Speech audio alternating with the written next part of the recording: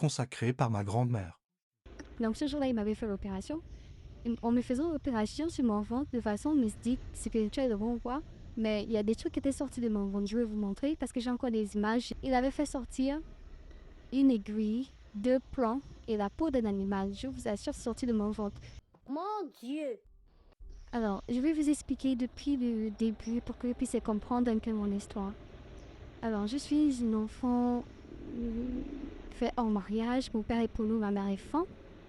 Et j'ai grandi à un moment avec mon père. Puis quand je suis allée en sixième, je suis allée à OIM, donc j'ai cru d'être ma grand-mère. Il faut dire que je suis née à OIM.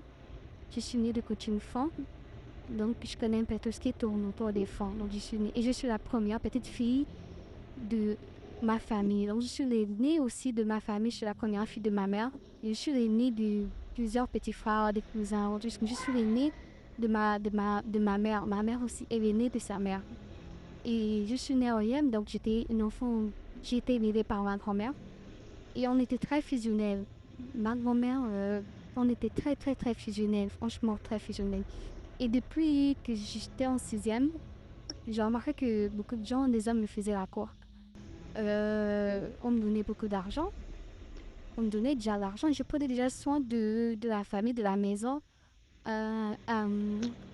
Depuis l'âge de depuis la classe de sixième chef, j'avais, tu devais avoir 13 ans comme ça. Et j'étais habituée à ça. Même si je connaissais pas encore les hommes, mais on me donnait déjà l'argent. Et ma grand-mère aimait ça. Ma grand-mère, elle aimait ça. Et quand je suis arrivée en sixième, en cinquième, j'avais un petit copain, mais elle n'aimait pas. Ensuite, quand je suis arrivée en classe de troisième, et là, je commençais déjà à connaître les hommes. Je sortais avec un monsieur qui prenait déjà soin de moi et tout le monde était content parce que je n'ai pas de dessus une couverture paternelle, encore moins maternelle, mais c'est ma grand-mère qui m'a gardée. Et quand j'étais en sixième, je suis arrivée en seconde, j'avais rencontré un monsieur, en fait, de la partie de ça a commencé à partir de la seconde.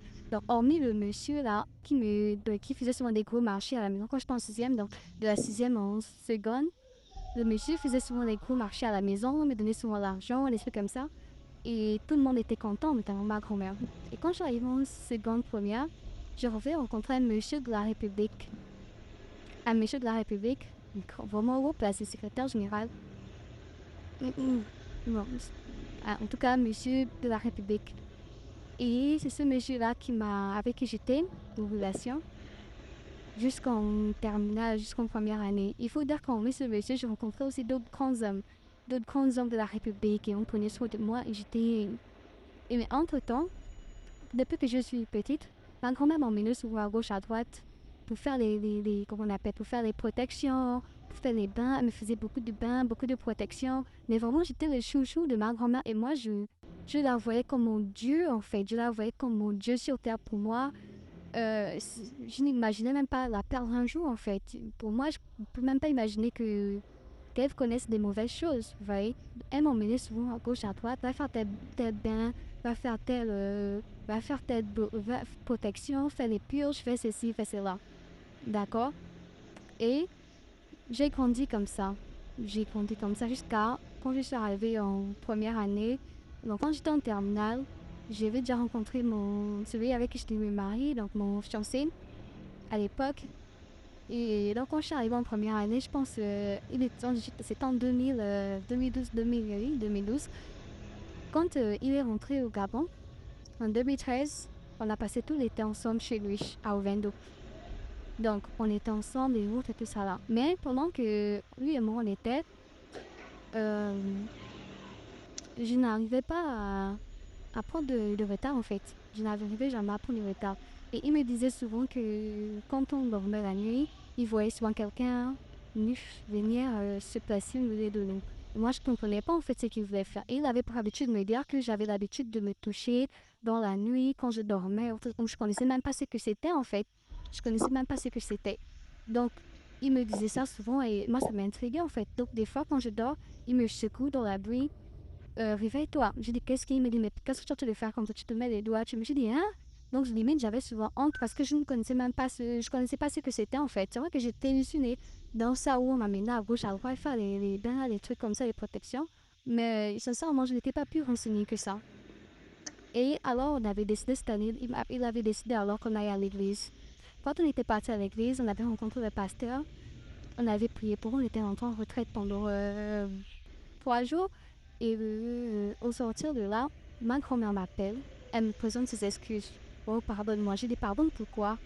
Il faut dire que depuis quand j'avais eu mon bac en 2009, en 2010, je n'étais plus repartie à OIM. Je ne sais pas pourquoi je ne voulais plus repartir à OIM. En fait, je ne voulais vraiment plus repartir à OIM. Et donc, quand je reviens de l'église, quand on revient de l'église, elle m'appelle. Je dis bon, non, d'accord, il n'y a pas de problème. Je t'excuse. Et à partir de cette année-là, j'entendais maintenant une voix sur mon oreille gauche, quelque chose qui faisait de bruit comme des vagues, comme des... Je sais pas en fait, mais ça me faisait un peu bizarre. Ça me faisait vraiment un peu bizarre à mon oreille. Mais j'ai banalisé. Et j'avais souvent l'impression que quelqu'un me suivait. J'avais l'impression que je n'étais pas sûre. J'avais l'impression souvent dans la maison de voir une ombre passer sur... Mais j'ai négligé. Et cette année-là, 2013, quand mon fiancé des vacances ont terminé, 2013-2014, quand les vacances ont terminé, il est reparti en France. Et en partant en France, il m'avait promis qu'il allait revenir, on devait se marier, donc les fiançailles. Donc quand il est reparti, après l'église, j'avais quand même réussi à tomber enceinte. J'avais eu un retard, même je ne savais même pas.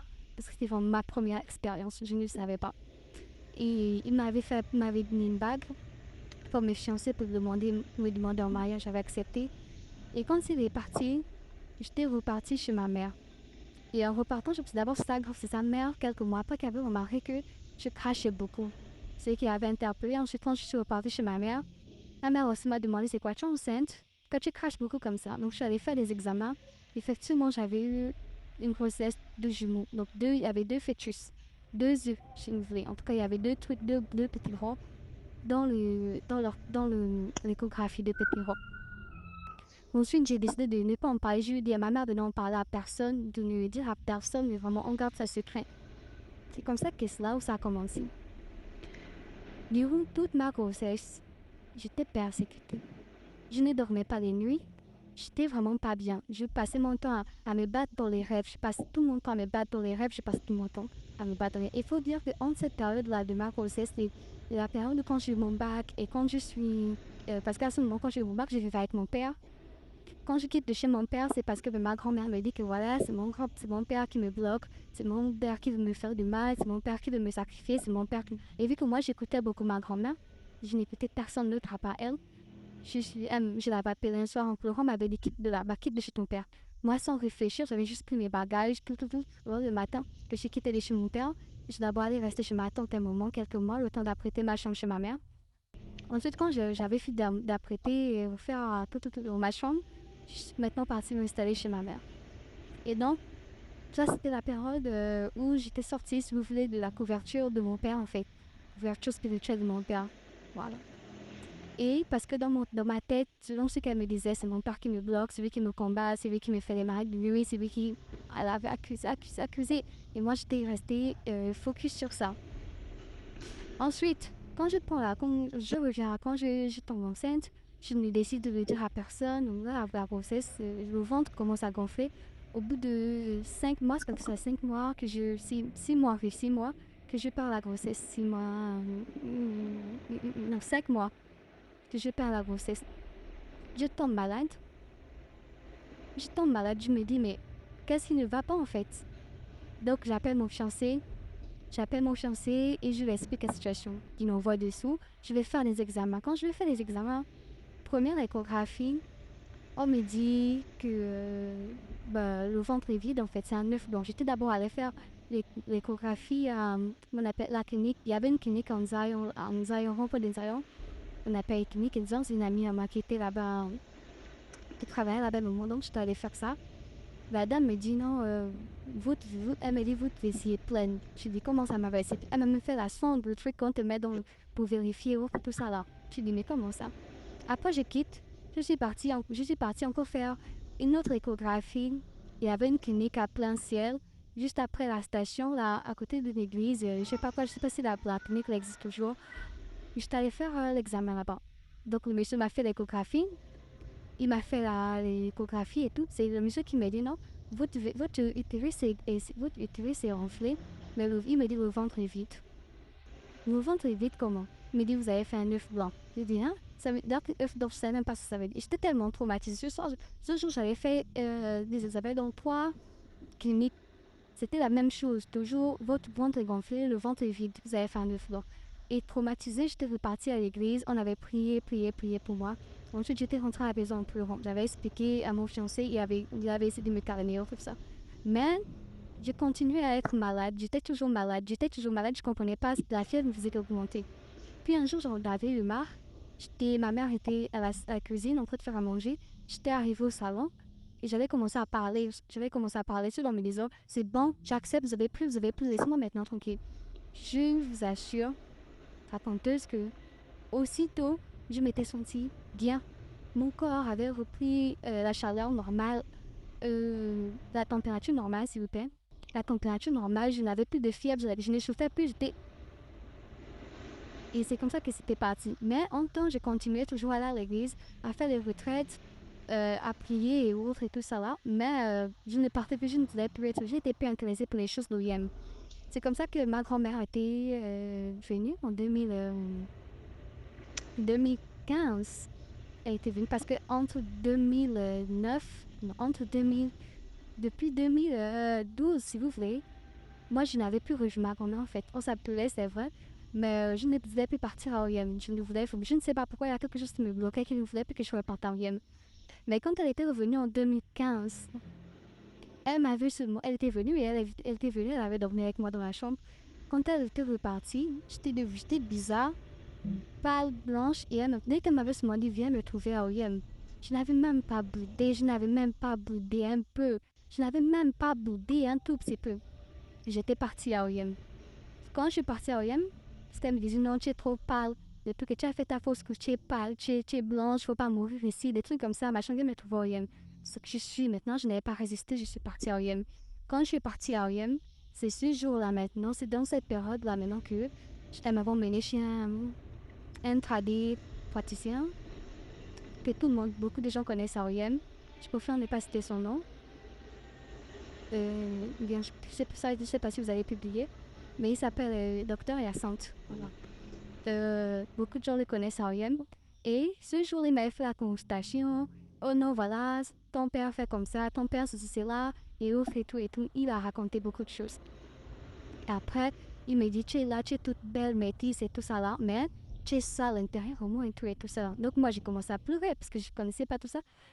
Après, je lui avais dit, ah ben faites quelque chose, on fait, s'il y a quelque chose à faire. Il me dit, ok. Et ce jour-là, on m'avait fait une pratique qu'on appelle opération, c'est lui qui fait ça. S'il y a des gens, enfin, je sais pas si vous avez publié ou pas, je sais pas. Mais il y a une pratique qu'il fait, il appelle ça faire l'opération à quelqu'un. Donc ce jour-là, il m'avait fait l'opération. On me faisait l'opération sur mon ventre de façon mystique, spirituelle, de bon quoi. Mais il y a des trucs qui étaient sortis de mon ventre. Je vais vous montrer parce que j'ai encore des images et des photos. Il avait fait sortir de mon ventre sur mon côté, le bas de mon ventre côté gauche. Donc, je pense le côté de l'ovaire ou l'ovaire, je sais pas, l'ovaire gauche. Il avait fait sortir une aiguille, 2 plomb et la peau d'un animal. Je vous assure, c'est sorti de mon ventre. Moi, j'ai souvent du mal à en parler parce que j'ai envie de parler en fait aux personnes qui sont disposées spirituellement pour comprendre ce genre de choses. C'est pourquoi j'ai gardé ça pour moi longtemps en fait. Mais aujourd'hui, je me suis dit, bon, je veux profiter, je veux me libérer en fait. De toute façon, j'ai plus rien à perdre. Je suis une nouvelle créature, je suis en Christ maintenant, donc autant mieux parler en fait. Et si ça peut édifier quelqu'un sur les conséquences qu'on fait souvent dans les familles, pourquoi pas. Et c'est comme ça qu'il m'a fait l'opération, c'est sorti de mon ventre. Qui m'a montré, j'ai commencé à pleurer. Et après, j'ai commencé à faire des purges, des bains, l'ombat, ce qu'on appelle l'ombat, donc l'eau chaude et tout, parce que j'étais vraiment fatiguée et tout pendant une semaine. Voilà. Donc pendant une semaine, j'étais à OIM, je faisais ça. Et la chose là qui est sortie de mon monde, je reviens à ma grand-mère, qu'elle brûle. Je sais pas si elle avait brûlé ou quoi. En tout cas, là, c'est maintenant, elle me là-bas. Et en faisant les purges, c'est ce qu'on appelle corde mystique là. Moi, j'ai vu ça, c'est sorti de mon ventre. Et voilà, j'ai oublié un détail.